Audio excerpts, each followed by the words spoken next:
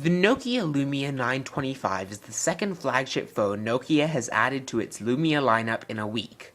While the Lumia 925 shares many key specs with the Lumia 928 like screen size, processor, and camera resolution, it sports a metal design and will be available outside of the US. It's due to go on sale in the UK, Europe, and China starting in June, with an estimated price of €470 before taxes, but expect that number to vary wildly once local taxes are applied. Following its global debut, the 925 will alight in the US a few weeks later, closer to the July timeframe, as a T-Mobile exclusive. Pricing is yet to be announced for the no-contract device. Now let's talk about design. Rumors have been circling for months that Nokia has been toying with the idea of using metal in its phones, and these rumors, it seems, score really right on, as the 925 is built with metal at its core. The chassis on which the crucial components are mounted is metal, with thick metal banding present around all the edges of the handset. However, the phone is not an all-metal design. The 925 has a polycarbonate backplate. It's a shame not to see a single-piece metal construction like we've seen on the HTC One and the iPhone 5, but it looks fine. Now, the new Lumia 928 has roughly the same dimensions as the Lumia 920, but it's slightly similar and quite a lot lighter. At 185 grams, the 920 was somewhat of a really heavy phone to hold, but the 925 knocks off 46 grams, which should help it be more comfortable to hold for long periods. Now let's talk about the display. The 925 packs a 4.5-inch display, which is physically the same size you'll get on both the 920 and the 928.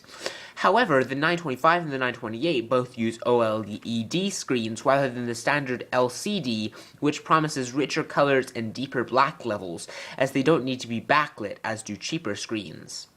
Nokia has already had good form for squeezing vibrant screens into its phone, though. Its clear black technology on the 920 and other phones is excellent.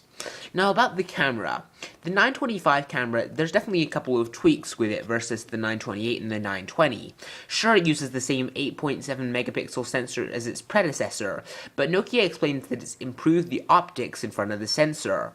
Nokia has also apparently improved its camera firmware to give better noise reduction in low light situations. However, until we can really test its camera fully, we really won't know how it performs.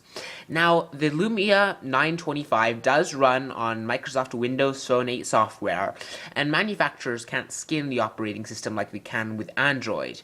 So, if you used Windows Phone before, you'll know exactly how it works.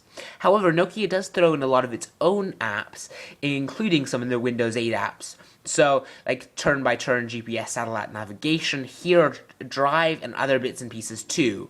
Some of them are genuinely handy, but others are just things that you'll want to get rid of, but you can't.